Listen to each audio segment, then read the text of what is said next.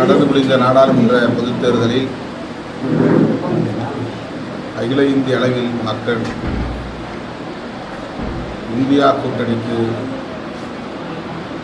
ஆதரவாக வாக்களித்து கணிசமான வெற்றியை வழங்கியுள்ளனர். ஆட்சி அமைக்கக்கூடிய அளவுக்கு போதுமான இடங்களில் வெற்றி பெறாவிட்டாலும் பாரதிய ஜனதா கட்சியின் கடந்த 10 ஆண்டு கால ஆட்சி மக்கள் விரோத ஆட்சிதான் என்று இந்தியா கூட்டணி பரப்புரை செய்ததை அங்கீகரித்திருக்கிறது. பாரதிய ஜனதா கட்சிக்கும் அதன் கூட்டணி கட்சிகளுக்கும் பாடம் புகட்டியிருக்கிறார்கள். பாரதிய ஜனதா கட்சி தனிப்பெரும்பான்மை பெற முடியவில்லை. கடந்த 2019 ஆண்டு நடைபெற்ற நாடாளுமன்ற பொதுத் தேர்தலில் அவர்கள் பெற்ற தொகுதிகளின் எண்ணிக்கையை விட தற்போது 63 இடங்கள் குறைவாக வெற்றி பெற நேர்ந்துள்ளது. ஆகவே பாரதிய ஜனதாவுக்கு எதிராக மக்கள் வாக்களித்திருக்கிறார்கள். அவர்களின் மதவெறி அரசியலுக்கு பாடம் புகட்டியிருக்கிறார்கள். இந்திய அரசமைப்பு சட்டத்தை பாதுகாக்க வேண்டும் என்று இந்தியா கூட்டணி விடுத்த வேண்டுகோளை ஏற்கும் வகையில் இந்தியா கூட்டணிக்கு கணிசமான வெற்றியை தந்திருக்கிறார்கள். அதன் விளைவாக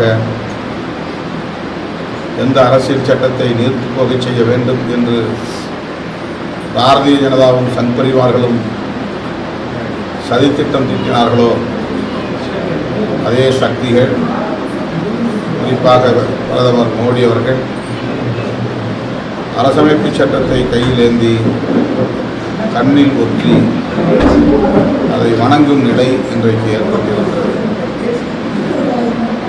2024 ஆண்டு நடைபெற்ற நாடாளுமன்ற பொதுத் தேர்தல் என்பது அரசியலமைப்பு சட்டத்தை ஆதரிக்கிறவர்கள், பாதுகாக்கிறவர்கள் ஒரு புறம், அதுதான் இந்தியா கூட்டணி. அரசமைப்பு சட்டத்திற்கு எதிரானவர்கள், சிதைக்க துடித்தவர்கள், அதுதான் பாஜக கூட்டணி. ஆகவே நடந்து முடிந்த நாடாளுமன்ற தேர்தலில் அரசமைப்பு சட்டமும் புரட்சியாளர் அம்பேத்கரும் தான் மையப்பொருளாக கருப்பொருளாக விளங்கினார்கள் என்பதை நாடு உணரத் தொடங்கியிருக்கிறது. இந்திய மக்களுக்கு இந்தியா கூட்டணியின் சார்பில் நமது நெஞ்சார்ந்த நன்றியை தெரிவித்துக் கொள்கிறோம். தமிழ்நாட்டை பொறுத்தவரையில் திமுக தலைமையிலான கூட்டணிக்கு 40க்கு 40 இடங்களில் மகத்தான வெற்றியை தமிழக மக்கள் வழங்கியிருக்கிறார்கள். தமிழ்நாட்டில் திமுக கூட்டணியை பலவீனப்படுத்துவதற்கு எத்தனையோ பல சதி முயற்சிகள் நடந்தன. பாரதிய ஜனதா இங்கே வளர்ந்துவிட்டது, இனி திராவிட அரசியலுக்கு வேலை இல்லை என்பதைப் போல பெரியார், அம்பேத்கர், மாமேதை கார்ல் மார்க்ஸ் ஆகியோரின் கருத்துக்களை தாங்கி வேறுநடை போட்டு வரும் திமுக கூட்டணிக்கு எதிராக பரப்புரைகளை மேற்கொண்டார்கள்.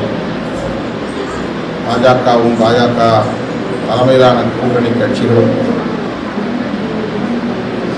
இன்னொரு அணியாக நின்ற அதிமுக மற்றும் அதிமுக கூட்டணி கட்சிகளும் இன்றைக்கு படுதோல்வியை சந்திக்க நேர்ந்துள்ளது. தமிழ்நாட்டு மக்கள்